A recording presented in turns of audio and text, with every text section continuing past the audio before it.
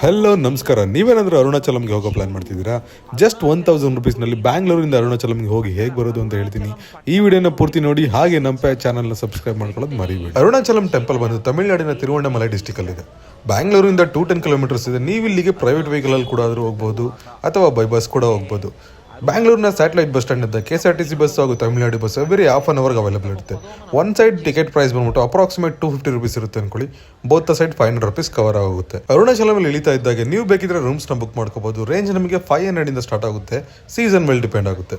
Suppose ನೀವೇನಾದ್ರೂ ಕಾರಲ್ಲಿ ಹೋಗಿದ್ರೆ ನನ್ನ ಪ್ರಕಾರ ನಿಮಗೆ ರೂಮ್ಸ್ ಅವಶ್ಯಕತೆ ಇರಲ್ಲ. ಯಾಕಂದ್ರೆ ನೀವು ಗಿರಿ ಪ್ರದಕ್ಷಿಣೆನ ಮುಗಿಸಿ ರೆಸ್ಟ್ ಮಾಡಿ ಆಮೇಲೆ ದರ್ಶನಕ್ಕೆ ಹೋಗ್ತೀನಿ ಅನ್ನೋ ಹಾಗಿದ್ರೆ ಮಾತ್ರ ರೂಮ್ನ ಬುಕ್ ಮಾಡಿ. ಇಲ್ಲ ಅಂದ್ರೆ ನೀವು ಡೈರೆಕ್ಟ್ ಆಗಿ ದರ್ಶನಕ್ಕೆ ಹೋಗ್ಬೋದು. ಸೊ ಸ್ಟಾರ್ಟ್ ಮಾಡೋದು ಹೇಗೆ ಅಂದ್ರೆ, ಮೊದಲು ರಾಜಗೋಪುರ ಹತ್ರ ಬಂದು ಅಲ್ಲಿ ಕರ್ಪೂರ ಹಚ್ಚಿ ಕ್ಲಾಕ್ ವೈಸ್ ಅಂದರೆ ಲೆಫ್ಟ್ ಸೈಡಿಂದ ಪ್ರದಕ್ಷಿಣೆಯನ್ನು ಮಾಡೋದು ಸ್ಟಾರ್ಟ್ ಮಾಡಬೇಕಾಗುತ್ತೆ. ತುಂಬ ಜನ ಹೋಗ್ತಾ ಇರ್ತಾರೆ, ಸೊ ನಿಮ್ಗೆ ಈಸಿಯಾಗಿ ಗೊತ್ತಾಗುತ್ತೆ. ಆ್ಯಂಡ್ ಇಲ್ಲಿ ನೀವು ಸ್ಲಿಪ್ಪರ್ಸ್ ಅವ್ರ ಶೂಸ್ನ ಹಾಕೋಬಾರ್ದು, ಬೇಕಿದ್ರೆ ಸಾಕ್ಸ್ ಹಾಕೊಳ್ಳಿ. ನನ್ನ ಪ್ರಕಾರ ಗಿರಿ ಪ್ರದಕ್ಷಿಣೆನ ನೈಟ್ ಟೈಮ್ ಮಾಡಿದರೆ ಬೆಸ್ಟ್ ಅನ್ಕೋತೀನಿ. ಯಾಕಂದರೆ ಬೈ 12 o'clock ಹಾಗೆ ನೀವು ಸ್ಟಾರ್ಟ್ ಮಾಡಿದರೆ ಮುಗಿಸೋಕೆ 4 or 5 o'clock ಆಗುತ್ತೆ. ಸೊ ಫಿನಿಶ್ ಮಾಡಿ ನೀವು ಫ್ರೆಶ್ ಅಪ್ ಆಗಿ ದರ್ಶನಕ್ಕೆ ಹೋಗೋದಕ್ಕೆ ಈಸಿ ಆಗುತ್ತೆ. ಈ ಒಂದು ಗಿರಿ ಪ್ರದಕ್ಷಿಣೆ 14 ಕಿಲೋಮೀಟರ್ಸ್ ಇರುತ್ತೆ. ಸೊ ಟೆಂಪಲ್ ಸುತ್ತ ಒಂದು ರೌಂಡ್ ಬರ್ತೀರಾ. ನೀವು ಎಲ್ಲಿ ಸ್ಟಾರ್ಟ್ ಮಾಡಿರ್ತೀರಾ ಮತ್ತೆ ಅಲ್ಲೇ ಬಂದು ಸ್ಟಾಪ್ ಆಗ್ತೀರಾ. ಈ ಗಿರಿ ಪ್ರದಕ್ಷಿಣೆ ಮಾಡಬೇಕಾದ್ರೆ ಪ್ರತಿ 1 or 2 ಕಿಲೋಮೀಟರ್ಸ್ಗೆ ನಿಮಗೆ ಒಂದೊಂದು ಲಿಂಗ ಸಿಗ್ತಾ ಹೋಗುತ್ತೆ. ಸೊ ಒಟ್ಟು 8 ಲಿಂಗಗಳು ಸಿಗ್ತವೆ. ಸೊ ನೀವು ನೈಟ್ ಟೈಮ್ ಪ್ರದಕ್ಷಿಣೆ ಮಾಡುವಾಗ ಈ ಲಿಂಗ ಇರೋ ಟೆಂಪಲ್ಸ್ಗಳು ಓಪನ್ ಇರಲ್ಲ. ಗುಡಿ ಮುಂದೆ ಕೈ ಮುಕ್ಕೊಂಡು ಮುಂದೆ ಹೋಗಬಹುದು. ಒಟ್ಟು ನಿಮಗೆ ಇಲ್ಲಿ ಸಿಗುವಂಥ 8 ಲಿಂಗಗಳು ಯಾವ್ಯಾವುದು ಅಂದರೆ ಇಂದ್ರಲಿಂಗ, ಅಗ್ನಿಲಿಂಗ, ಯಮಲಿಂಗ, ನಿರುತಿಲಿಂಗ, ವರುಣಲಿಂಗ, ವಾಯುಲಿಂಗ, ಕುಬೇರಲಿಂಗ ಹಾಗೂ ಈಶಾನ್ಯಲಿಂಗ ಅಂತ. 14 ಕಿಲೋಮೀಟರ್ಸ್ ಅಂದರೆ ಬಿಗಿನರ್ಸ್ಗೆ ಅಷ್ಟು ಈಸಿ ಅಲ್ಲ. ಒಂದು 5-6 ಕಿಲೋಮೀಟರ್ ಜೋಶ್ಗೆ ನಡ್ಕೊಂಡು ಹೋಗ್ತೀರಾ. ಅದಾದಮೇಲೆ ಕಾಲೆಲ್ಲ ಸಾಂಗ್ ಹೇಳಕ್ಕೆ ಸ್ಟಾರ್ಟ್ ಮಾಡೋಕ್ಕೆ. ತುಂಬ ಜನ ಹೇಳ್ತಾರೆ ಡ್ಯೂರಿಂಗ್ ಪ್ರದಕ್ಷಿಣೆ ಎಲ್ಲೂ ಕೂರೋ ಹಾಗಿಲ್ಲ, ನಿಂತ್ಕೊಳ್ಳೋ ಹಾಗಿಲ್ಲ, ಏನು ಮಾತಾಡೋ ಹಾಗಿಲ್ಲ ಅಂತ.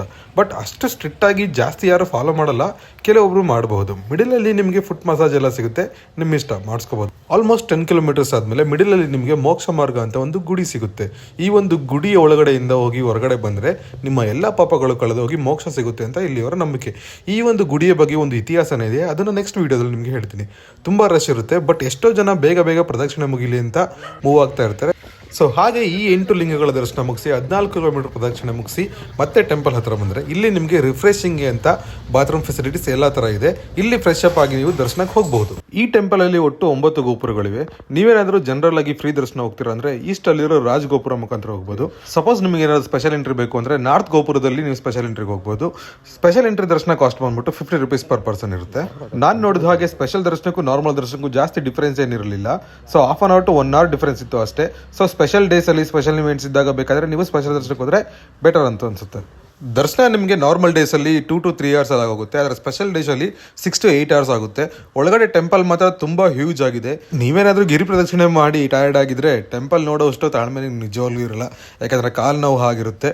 ಒಳಗಡೆ ನಿಮಗೆ ಪ್ರಸಾದ ಅಂತ ಸ್ವೀಟ್ ಪೊಂಗಲ್, ಪುಳಿಯೋಗರೆ ಕೊಡ್ತಾರೆ. ಸೊ ಪ್ರೈಸ್ ಬಂದು 10 ರುಪೀಸ್ ಇರುತ್ತೆ. ಪ್ರಸಾದ ಅಂದರೆ ಸ್ವಲ್ಪನೇ ಕೊಡ್ತಾರೆ. ಸೊ ಒಬ್ಬೊಬ್ಬರು ಮಿನಿಮಮ್ 5 ಪ್ಲೇಟ್ಸ್ ಅಂತೂ ಆರಾಮಾಗಿ ಕುಂತ್ಕೊಂಡು ತಿನ್ಬೋದು. ಆ್ಯಂಡ್ ನಿಮಗೆ ಎಕ್ಸಿಟ್ ಗೇಟ್ ಬಂದು ಸೌತ್ ಗೋಪುರದಲ್ಲಿರುತ್ತೆ. ಇಲ್ಲಿ ನಿಮ್ಮ ವೆಹಿಕಲ್ನ ಪಾರ್ಕ್ ಮಾಡಿಕೊಂಡ್ರೆ ಸೊ ನೀವು ನೆಕ್ಸ್ಟ್ ಎಕ್ಸಿಟ್ ಗೇಟಲ್ಲಿ ಹೋಗಲಿಕ್ಕೆ ಈಸಿ ಆಗುತ್ತೆ.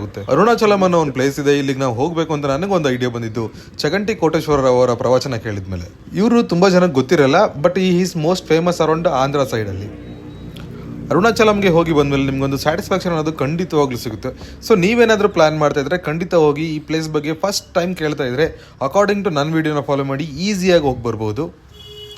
ಸೊ ಇನ್ನೊಂದೇನು ಅಂದರೆ ದೇವಸ್ಥಾನದೊಳಗಡೆ ಫೋನ್ನ ಅಲೋ ಮಾಡ್ತಾರೆ, ಬಟ್ ಯಾರು ವೀಡಿಯೋ ಮಾಡೋ ಹೋಗಿಲ್ಲ. ಕೆಲವೊಬ್ರು ಕದ್ದು ಮುಚ್ಚಿ ವೀಡಿಯೋ ಮಾಡಬಹುದು, ಆದರೆ ದಯವಿಟ್ಟು ಯಾರು ಗರ್ಭಗುಡಿನ ವೀಡಿಯೋ ಮಾಡಬೇಡಿ. ಯಾಕಂದರೆ ಪ್ರತಿಯೊಂದು ಗರ್ಭಗುಡಿಗೂ ಅದರದ್ದೇ ಆದಂಥ ಒಂದು ಡಿವೈನಿಟಿ ಇರುತ್ತೆ.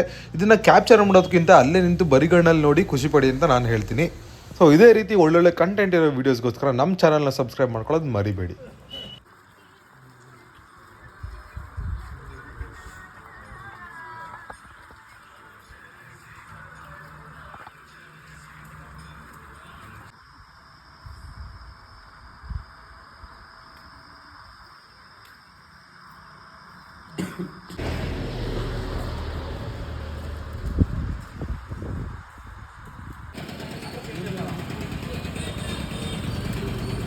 ಯೇಸು ಮಹಾರಾಜ